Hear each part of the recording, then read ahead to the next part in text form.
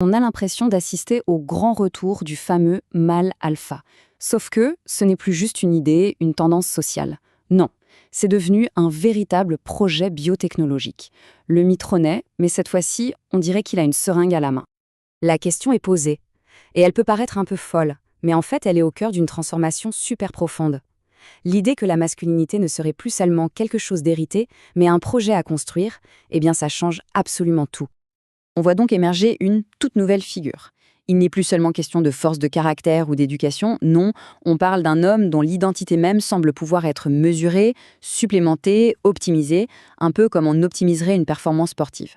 C'est un symptôme assez fascinant de notre époque quand on y pense. Mais alors, pourquoi cette quête de performance-là, maintenant ? Ce n'est pas du tout un hasard, c'est une réponse en fait, une réaction directe à des angoisses culturelles très très profondes qui traversent nos sociétés. Il y a tout un tas de pressions qui alimentent cette anxiété. Les normes de genre qui bougent, une économie de plus en plus précaire, les figures d'autorité traditionnelles qui s'effritent. Bref, face à ce sentiment de menace, la testostérone peut apparaître comme une solution qui a l'air simple, tangible, à une angoisse qui, elle, est super complexe.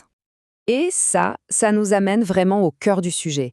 Et si la masculinité n'était pas une naissance, pas quelque chose d'inné, mais plutôt une performance ? L'idée qu'on ne naît pas homme, mais qu'on le devient jour après jour. Alors là, on a deux mondes qui s'affrontent. D'un côté, la vision traditionnelle. La masculinité, c'est biologique, c'est un destin. Et de l'autre, une perspective plus sociologique, inspirée par des penseurs comme Judith Butler, qui voient le genre comme une performance, c'est-à-dire une répétition de gestes, de paroles, d'attitudes, qui, à force, nous semblent complètement naturelles. Et c'est là que l'hormone joue un rôle crucial. Elle est utilisée pour donner une base biologique, un truc qui semble indéniable, à ce qui est en réalité un rôle social qu'on a appris. En gros, elle permet de faire passer une construction pour une naissance. C'est très malin. Mais attention, cette quête de performance, ce n'est pas juste une histoire de choix personnel. Ça s'inscrit dans un mouvement bien plus large de contrôle et d'optimisation. Le corps lui-même est devenu une sorte de projet. Pour bien comprendre cette logique, il y a un concept super éclairant du philosophe Michel Foucault, le biopouvoir. C'est l'idée que le pouvoir, aujourd'hui, ne s'exerce plus seulement par la loi, mais en nous incitant à gérer nous-mêmes notre corps, notre santé, notre productivité. On devient, en quelque sorte, les agents de notre propre discipline. Et les outils de ce biopouvoir, eh bien, ils sont très concrets. Les entraînements hyper stricts, les protocoles hormonaux, les montres connectées qui mesurent tout, c'est un véritable arsenal pour une surveillance de soi permanente. Le sujet devient son propre contrôleur. Et évidemment, cette nouvelle discipline du corps, elle n'est pas sans valeur. Au contraire, c'est devenu un vrai marché où l'on peut littéralement investir dans son statut social.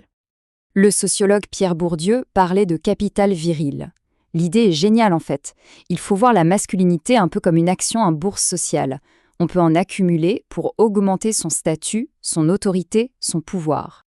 Bien sûr, cette quête de capital viril ne se manifeste pas de la même façon selon la classe sociale. Les élites vont souvent chercher une optimisation discrète, en clinique, pour booster leur performance professionnelle. En parallèle, on a tout un marché noir et des discours sur YouTube qui proposent une version beaucoup plus ostentatoire de la force, basée sur l'automédication. Le processus commercial derrière tout ça est d'une simplicité redoutable. On part d'un problème social, on le transforme en diagnostic médical, une déficience, puis on vend la solution. Et l'homme nouveau, l'homme performant devient une marque, un modèle à suivre et à acheter. Et qu'on ne s'y trompe pas, les enjeux économiques sont absolument colossaux. Des produits pharmaceutiques, aux coachs en ligne, en passant par tous les compléments alimentaires, une industrie entière s'est construite sur cette anxiété. Et elle pèse des milliards. On touche ici à la tension fondamentale, au paradoxe de tout ce phénomène. Cette quête quasi obsessionnelle de force et de domination naît en réalité d'un sentiment très profond de faiblesse et de vulnérabilité. Alors, c'est quoi cet idéal que l'homme supplémenté essaie d'atteindre ? La sociologue Rawin Connell appelle ça la masculinité hégémonique.